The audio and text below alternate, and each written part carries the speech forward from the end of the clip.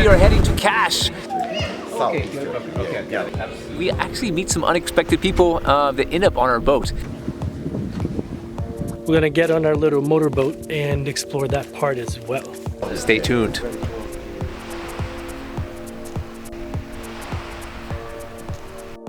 We're recording live from a beautiful anchorage in Turkey. Heading out of here and going somewhere new.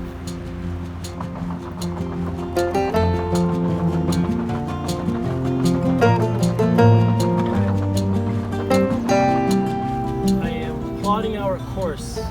It's like GPS system on the car. It's actually exactly the same, except there are no roads.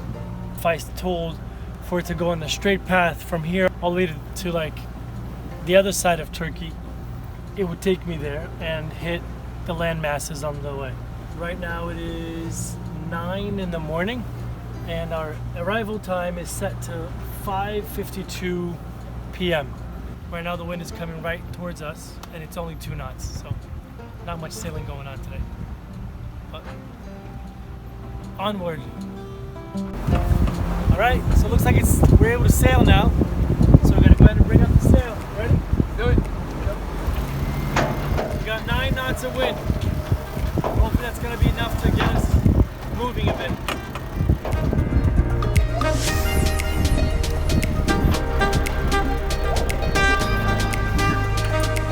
Check out the sail.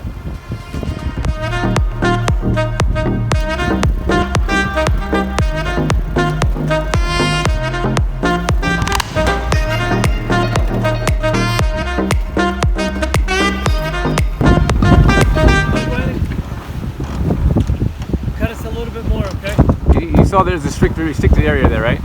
That little corner? Yeah, for some reason it's under dots. Military? I don't know, it could be. I'll stay clear of it. It's nice to see the sails open again. It is, they're happy to be out. We're happy to have it out. Woo! Beautiful landscape out here.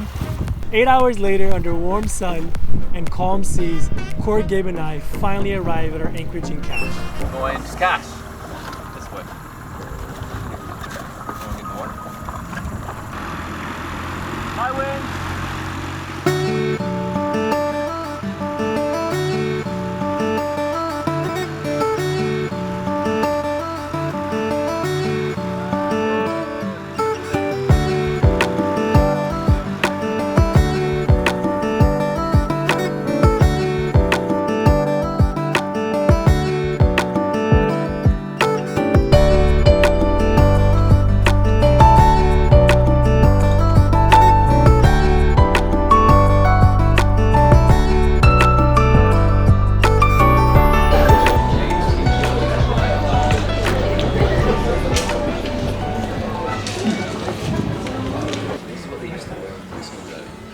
Seeing out of the little porthole.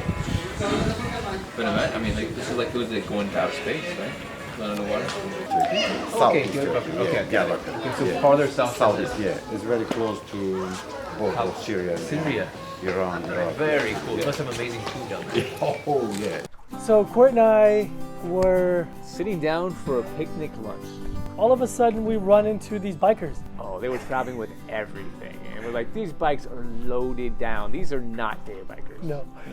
Rafa literally whispered to me, he goes, should we take them on board? And I was like, I was thinking the same thing. Yeah, we should, because these guys are awesome. Court and I had been together for about a year and a half when we decided to hike the App Trail. On top of meeting amazing people, there was a lot of Trail magic is kind of like that part of the trail where you're not expecting something and it kind of pops up. There was this one lady who baked fresh cookies for hikers. We showed up at this beautiful cabin in the middle of the woods and they had fresh pancakes for us. And so we decided, why not give back in the same way that people gave back to us when we were on the App Trail? So we're trying to figure out how to get these guys onto this guy.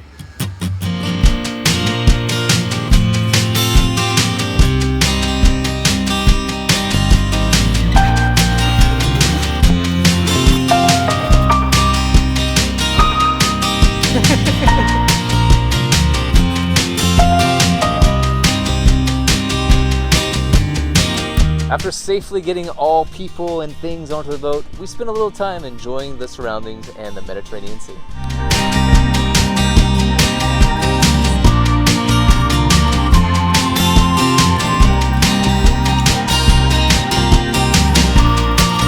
All the barnacles slowing us down. Crazy. Do a cannonball. Ah! No!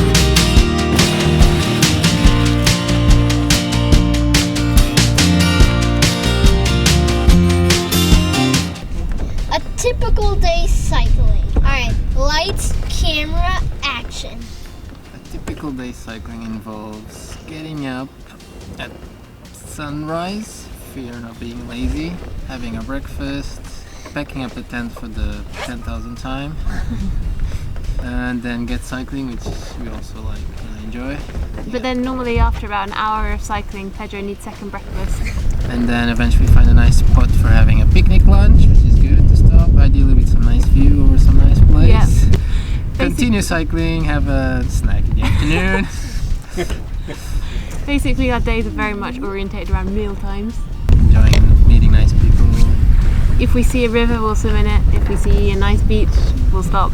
If I see a nice mountain, I'll be sad I don't have my climbing gear, because cycling is something we love and we dream about traveling on your bike. And so I guess when two crazy people about cycling and traveling get together, it's kind of inevitable that they're gonna go. If the opportunity comes, you grab it.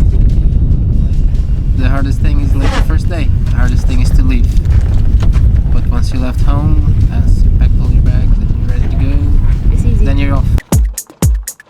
Starboard or forward? Right now I'm driving the boat. I have autopilot on because I'm talking, of course, and we're heading to... Where are we heading to? We're heading to Kekova.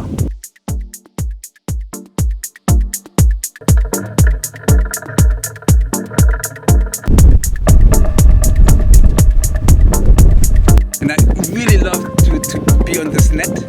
How do you call that? Trampoline? I love the trampoline. Each day you're changing, each day you're seeing new things, each day you're sleeping in a new place. So the morning can seem like ages ago actually, like a very different place. Traveling for like 10 days, and it felt like I was out there for a year because so much happened. It was only 10 days, and I can't believe I just left home. It's 9 months since we left Lisbon, and it doesn't feel like that at all. It's become the new normal. That's funny. Yeah, the notion of time is really funny. Yeah. It must be the same for you though. Yeah. It's shocking when I think about it. It's almost been 2 years. Yeah. Yeah. It's like, I don't know. Did I actually work? It just Did I feels ever like had a having- job, really? Yeah. It feels like we haven't really done anything, No. you know. And especially since we were going to go straight from France to the Caribbean. And then towards the end of the season, we were like, it took us so long to get here. Are we really ready to That's so nuts. leave? Yeah. And there's so much more to see. And yeah, if you have a way of earning money whilst you go, then that's perfect because then it just means you can Yeah. stay for as long as you want. It just feels so unrealistic, the idea of running out of money. Mm. It feels so abstract, you know? Yeah. I don't know. That's just the way I am. He He's doesn't- always thinking about it. I'm he just... doesn't care. He doesn't Not that I don't care, it's just it's not my... Yeah. It's not on my mind all the time. It's always on my mind. Yeah, I'm the budget person. I started a spreadsheet. She notes down every single expense we make. Wine, anyone? Unfortunately, Stefan had to leave us early. He had to make his way up to northern Turkey. We're good. Yeah, hopefully. Yeah, we'll see you in Georgia for sure, if not before. I would hope so. Yeah. Yeah, if not before. Yeah, thanks for everything. It was great. Glad you guys came on board. See you later. huh? See you. Yeah. Goodbye.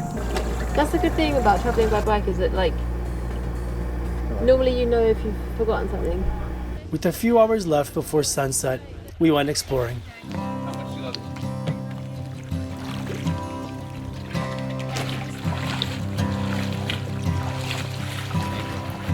So here we are in this ancient city of Kekova.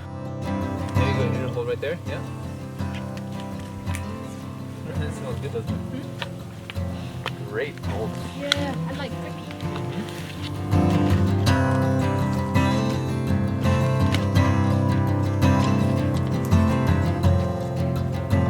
There are ancient wells everywhere and there are rock structures. Pretty cool, huh? That looks safe. Now it's my turn.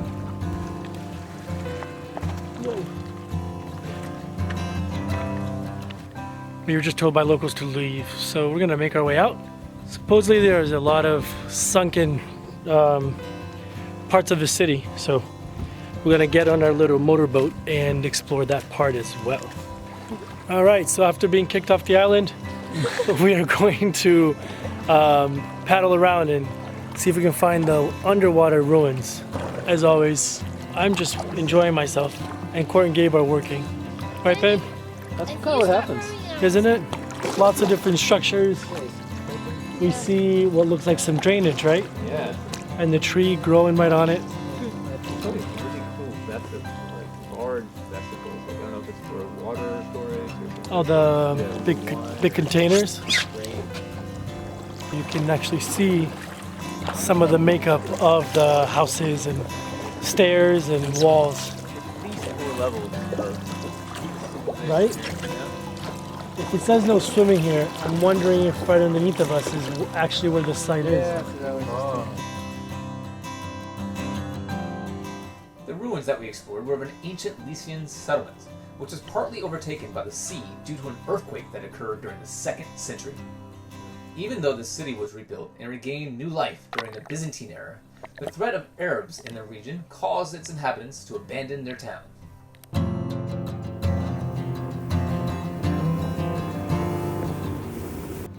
So where are you guys off to right now?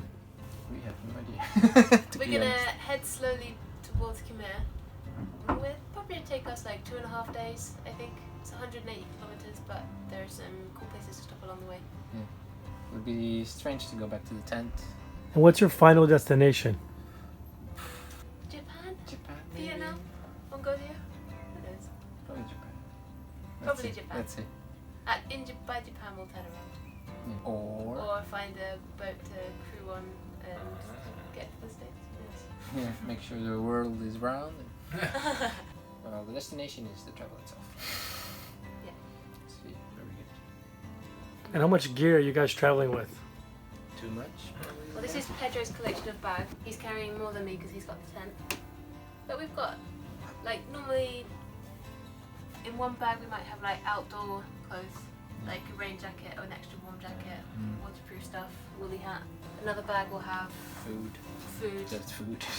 Yeah, so Pedro has just food. I've got the camping stove and more food. And another bag will have like all the sleeping stuff and like actual clothes. And then we each have like an extra bag of bike repair tools, repair kits, a backpack for if we stop somewhere for the day. Now this is the point where you're starting to head back west and we're carrying on east. Yeah. So there's maybe someone have to go on this side as well.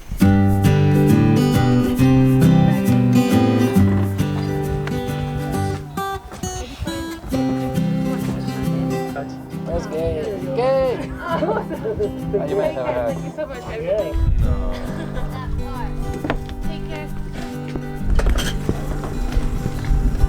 Nice. See you. Take care. Thank you.